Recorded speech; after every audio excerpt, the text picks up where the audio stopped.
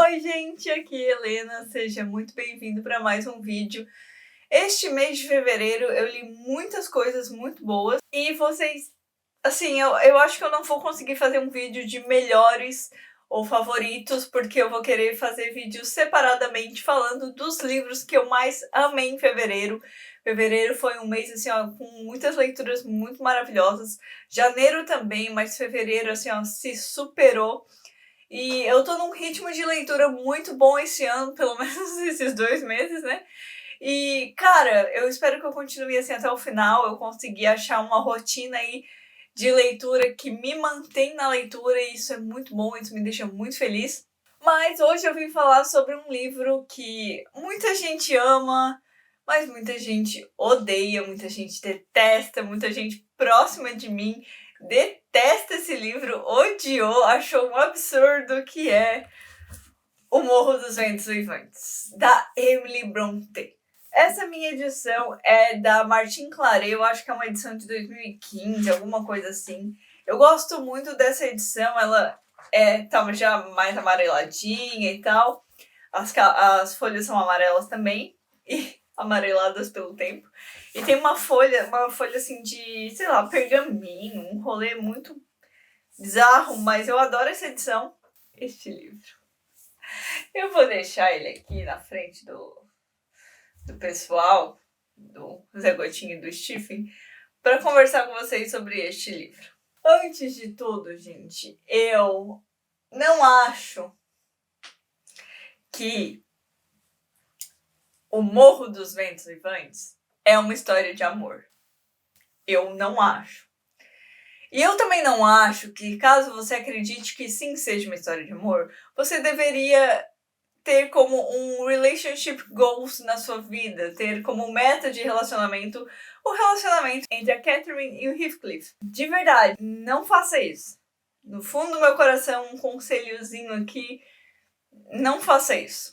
Não acho que seria bom para você. Mas vamos começar do começo. Esse vídeo vai ser bem extenso, eu acredito, porque eu pesquisei várias coisas e eu quero conversar sobre várias coisas com vocês sobre esse livro e tal, sobre a Emily Brontë também, que é o quê? O livro foi publicado em 1847. Ele só foi publicado porque a Charlotte Brontë, a irmã da Emily, que escreveu o Jane Eyre e outros livros aí, insistiu muito para que a Emily publicasse o livro dela. E foi publicado com o pseudônimo, se eu não me engano, de Alice Bell. Alice Bell, na verdade. Não Alice Bell. 12 meses depois dessa publicação, a Emily acabou morrendo. Então, assim, ela nunca pôde ver realmente o que foi o livro dela, porque só teve 12 meses ali. E esse livro foi muito, muito, muito controverso para a época, até hoje, né? Muita gente discute, muita gente ama, muita gente odeia.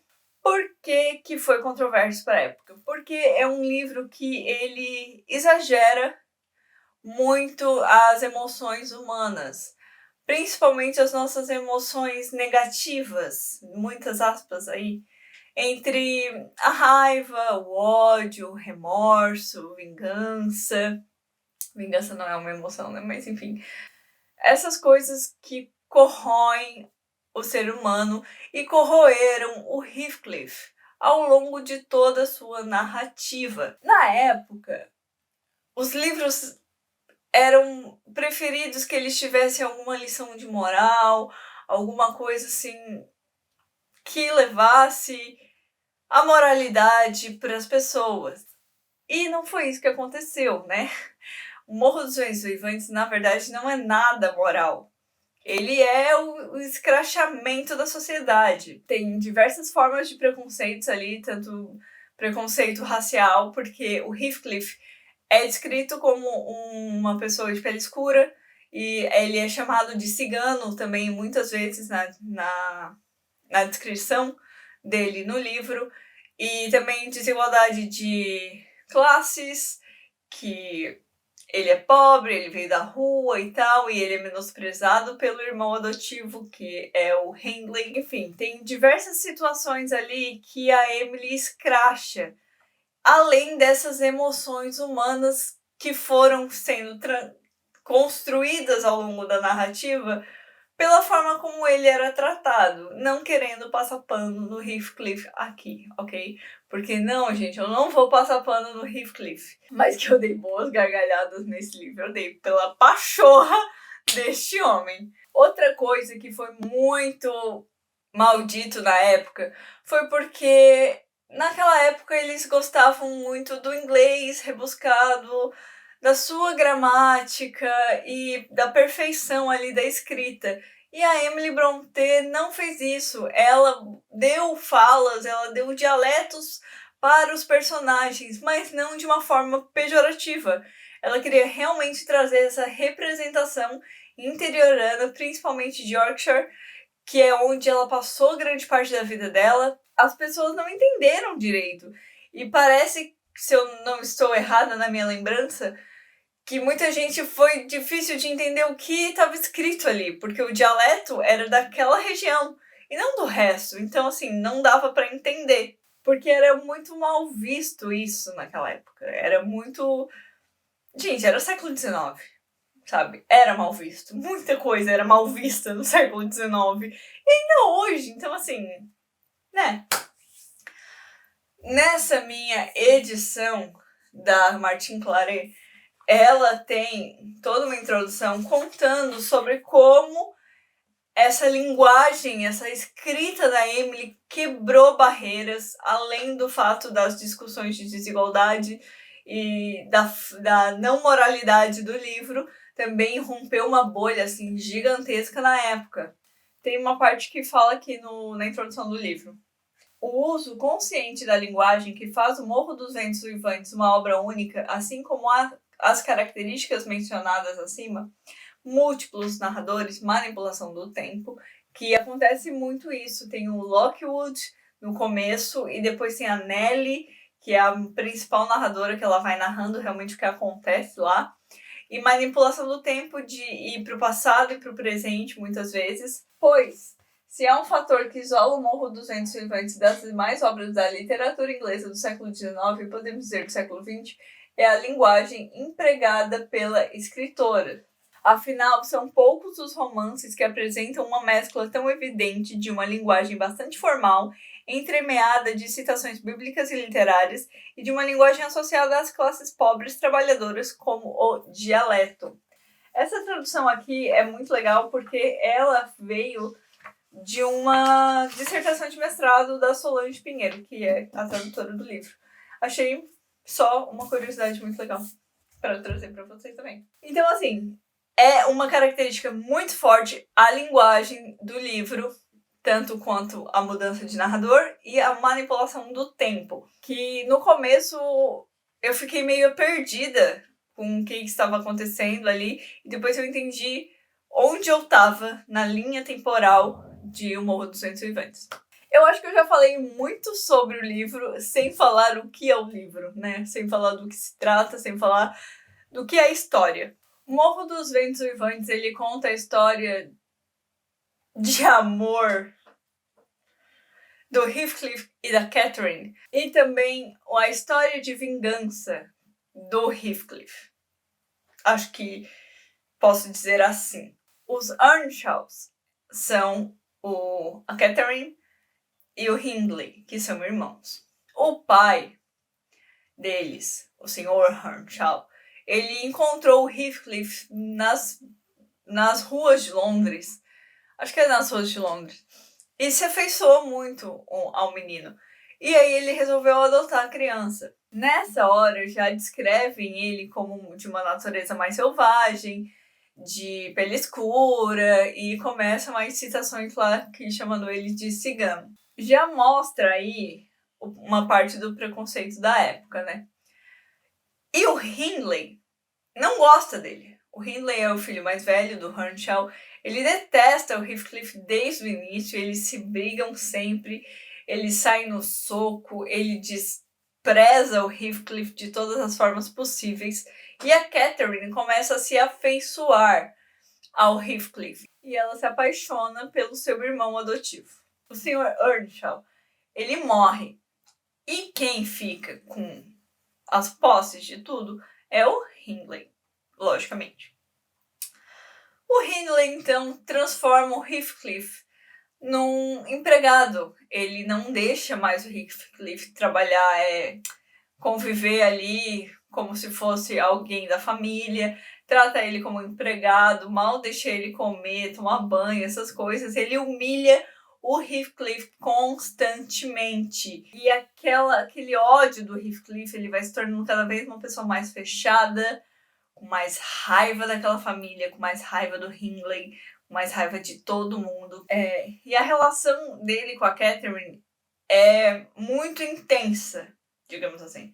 É muito forte, é muito intensa. E aí aparece o Edgar Linton, que é um cara de posses e tal, um cara mais tranquilo, mais calmo, e ele começa a se aproximar da Catherine. O Heathcliff vai embora, foge de lá. Até porque ele não tem nada, né? E naquela época, se você não tem nada, se você é pobre, você é um merda. Você não é nada para aquela época, assim. Dinheiro era como uma grande qualidade. Tu pode ver em qualquer livro, assim, do século XIX, como o negócio de posses, de dinheiro, ele gira muito em torno disso. Beleza, Heathcliff vai embora, Catherine se casa com o Linton. E aí o Heathcliff volta. E ele volta rico. E todo mundo fica tipo, como assim? A Catherine teve um surto quando viu o Heathcliff e ela não sabia, assim, o que fazer. Na boa, assim, ela ficou tipo, mano, socorro. E aí ela disse pro Edgar que, assim, ó, você tem que ser amigo dele. Vocês têm que se dar bem, porque, assim, eu não vou conseguir lidar com vocês não se dando bem, você vai ter que ser amigo dele. O Linton tentou ser educado, tentou fazer as coisas pra Catherine ficar feliz. Ele fala assim, sente-se, senhor, acabou ele dizendo. A senhora Linton, relembrando os velhos tempos, pediu-me que acolhesse com cordialidade. E é claro, eu fico feliz quando acontece alguma coisa que a deixa contente. Eu também, respondeu Heathcliff. Especialmente se for qualquer coisa em que eu tome parte. Ficarei 1 ou 2 horas com todo prazer. Olha esse bicho abusado, cara.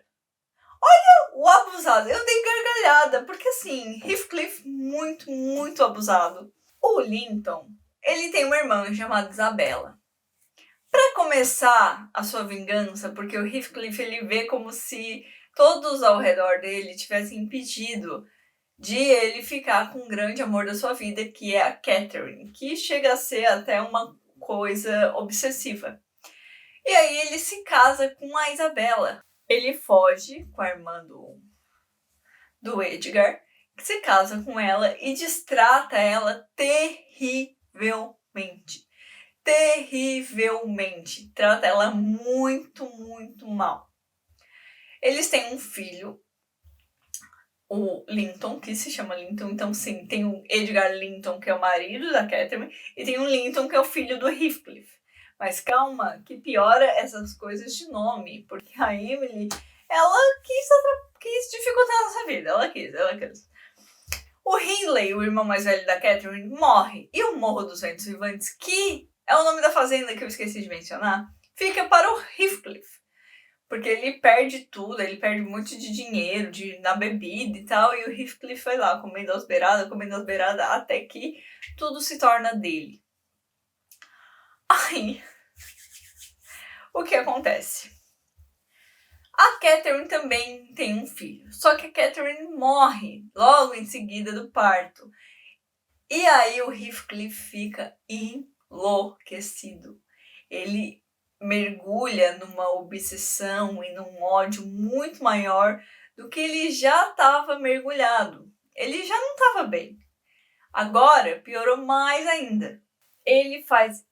Aí, o filho da Catherine é uma garota que se chama o quê? Catherine. E aí vamos ter o Linton, que é o filho do Heathcliff, e a Catherine. E eles se apaixonam. E o Linton, ele tem uma saúde muito frágil. Tá sempre muito doente e tal. Ele é muito manipulado pelo Heathcliff e ele é muito maltratado pelo Heathcliff. Várias cenas, gente, tem cenas de violência, de, assim, violência psicológica, violência física, contra mulher, contra criança, contra tudo, tá? A linguagem do livro é pesada, tá? Tem cenas assim que tu fica, caralho, mano. Uau! Vamos com calma, tá bom? Só pra deixar claro aqui pra vocês. Aí chega um ponto que o Heathcliff, ele não desistiu ainda da sua obsessão. E ele usa a paixão do filho com a Catherine pra pegar o resto de toda a herança das coisas. E casa a Catherine com o Linton. Mas não é um casamento assim tranquilo. Ele faz cárcere privado da Catherine e diz que só vai deixar ela voltar pro pai, que estava doente de cama, pronto para morrer, se ela se casasse com o Linton. Ótima pessoa, não acha? Ótima pessoa. Um caráter assim maravilhoso. Um homem de caráter. É Heathcliff. E o que ele fez? Linton passou todas as coisas para o nome do Heathcliff. Então, no casamento, todas as posses de tudo era do Heathcliff. No fim de tudo, ele tomou tudo para ele. Ele teve tudo que ele podia. Ele tirou tudo que ele podia. Só que no fim, ele não tinha nada. Ele não tinha o que ele mais queria, que era Catherine. Ao longo do livro, a gente vê ele alucinando, chamando por ela. E assim, é triste ver isso, né? É muito triste. Você fica com muita raiva do Heathcliff, porque é absurdo as situações que ele se preza a fazer, mas ao mesmo tempo é muito triste, porque ele foi dominado, ele foi engolido por uma vingança, por um remorso de todas as pessoas que impediram ele de ficar com a Catherine. Mas no fim não tinha mais ninguém, ele afastou todo mundo de tudo. E só no final restou ele e a Nora, que é a Catherine, a filha da Catherine. E ele destrata muito a menina. Muito, muito, muito, muito, muito, muito. Bom, gente, esse é um livro do século XIX, então eu vou contar aqui no final. Eu não vou contar, tipo assim, todos os detalhes do final. Mas eu vou contar que no final o Heathcliff realmente ele morre. E eu acho até muito engraçado que, tipo, ele nunca teve um sobrenome. Ele era o Heathcliff. Não era, tipo assim, Catherine Earnshaw ou Catherine Linton. Não, ele era o Heathcliff. E aí, ele pediu para ser enterrado ao lado da Catherine, para eles finalmente ficarem juntos por toda a eternidade. Esse era um dos únicos pedidos dele. E a tumba lá, como é que é o nome? O negocinho lá do caixão, que fica lá mostrando quem é quem. Enfim, vocês sabem o que eu tô falando. Só tava escrito Heathcliff. Uma coisa curiosa é que Heathcliff significa pedras na charneca, que é uma região rasteira e tal, que eu imagino que seja a região onde se passa toda a história, porque é muito descritivo o livro. A Nelly, ela descreve muito e a gente consegue imaginar uma charneca ali, que é um tipo de vegetação rasteira, tá, gente? E tem muito do romantismo da época, do movimento romântico da época, mas também da literatura gótica, principalmente na descrição do O Morro dos Ventos Uivantes, que, de novo, é o nome da fazenda. O que eu achava muito engraçado, porque muitas vezes eles falam assim, eu vou lá no Morro dos Ventos Uivantes, que era o nome do livro, citado no livro. Eu acho divertido isso. A primeira tradução feita no Brasil foi em 1938 e a segunda tradução foi feita em 1947 por ninguém menos que Raquel de Queiroz. Sim, gente. Eu trouxe isso porque eu achei muito legal. Eu adoro quando os nossos escritores mais conhecidos aparecem fazendo outras coisas no meio literário. Em 2007, teve um leilão da primeira edição de O Morro dos Ventos Uivantes e ele teve o início de $70 mil ou $50 mil e foi vendido por $230 mil. E aí a gente tem diversas adaptações no cinema. A primeira adaptação foi em 1920, mas hoje em dia eu não sei se tem alguma gravação ainda desse filme que foi lançado em 1920. Se eu não estou errada, se perdeu e aí ninguém sabe onde está. Uma das mais famosas é a de 1939, que tinha os atores Laurence Olivier e a Merle Oberon, que foi dirigido pelo William Wyler. Esse é um dos mais famosos que tem das adaptações cinematográficas. Eu ainda não assisti esse. Na verdade, eu só assisti uma adaptação, que eu vou falar dela um pouquinho depois. E essa adaptação, ela não mostra esse lado do Heathcliff de vingança, de ódio, de remorso. Ele foca muito mais na parte romântica da história entre o Heathcliff e a Catherine. Então, assim, se você só viu esse filme, você não faz ideia do que o Heathcliff pode fazer, pode chegar a fazer. Aí, ao longo das décadas, vamos ter várias adaptações. Na década de 80, temos a adaptação francesa também e japonesa. E a japonesa eu encontrei no YouTube em 2 partes. Eu ainda não assisti, mas eu irei assistir. Em 2009, teve uma adaptação, uma minissérie de 2 episódios que você pode ver como se fosse um livro, um filme longo, que foi a adaptação que eu vi. E essa adaptação é muito fiel, assim, ela traz muitas coisas fiéis ao livro.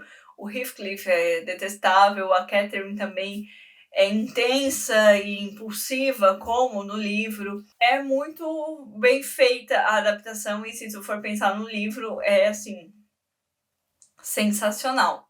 Em 2011, eu acho que foi a última adaptação de O Morro dos Ventos Vivantes, se eu não tô errada.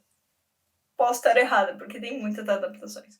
Mas foi a primeira adaptação em que fazem realmente um Heathcliff não branco. A diretora Andrea Arnold, ela fez questão de procurar pela Inglaterra os Romani para trazer essa representação do Heathcliff descrito como no livro, um homem de pele escura, com aparência cigana, deixando bem entre aspas. Só que os Romani, eles estavam meio assim, porque eles sofrem muito preconceito, eles são muito mal vistos, então ninguém aceitou, assim, que ela procurou, ninguém aceitou. Então ela abriu o leque para pessoas não brancas, tipo negros, amarelos e tal. E aí temos o Solomon Leith como o Heathcliff menor e o James Hawson como o Heathcliff adulto. E temos a Kaya Scodelario. Scodelario, é isso? Como a Catherine. A única adaptação que eu vi foi a de 2009, mas eu quero ver pelo menos essa última de 2011 e a de 2000 e a de 1939 e a japonesa também fiquei muito curiosa para assistir. Mas como era muita coisa para assistir antes de trazer para vocês, eu preferia assistir uma pelo menos, que foi a que eu mais procurei, que tinha uma nota boa, e pelo que eu pesquisei também é a que a galera mais gosta. Quem gosta do filme, quem gosta do livro, adora muito essa adaptação de 2009. Então eu resolvi trazer ela para vocês assistir ela antes de todo mundo. E também tem no YouTube, caso vocês queiram saber. Últimas curiosidades. Quando lançou Crepúsculo, O Morro dos Ventos Uivantes voltou a abalar as livrarias. Porque a Bela de Crepúsculo tem O Morro dos Ventos Uivantes como o seu livro favorito. Em Eclipse, inclusive, tem diversas horas que ela cita trechos do livro, inclusive para se declarar para o Edward. E mais uma vez eu gostaria de deixar claro que O Morro dos Ventos Uivantes não é um livro para você ter como meta de relacionamento, tá bom? Mas naquela época eles trouxeram até uma edição mais gótica do livro, do Morro dos Ventos Uivantes, e tinha até um selinho que foi, tipo assim, o livro da Bella e do Edward, Crepúsculo e tal. É isso, gente. Eu espero que vocês tenham gostado. Me conta aqui embaixo se vocês já leram um livro, se vocês gostam, não gostam, se vocês nunca nem ouviram falar desse livro, o que eu acho muito difícil. Curte o vídeo, não se esquece de se inscrever no canal caso você não seja inscrito. Compartilhe com seus amigos, compartilhe nas suas redes sociais, me segue nas minhas redes sociais. Muito obrigada por assistirem até aqui. Eu vejo vocês no próximo vídeo e tchau!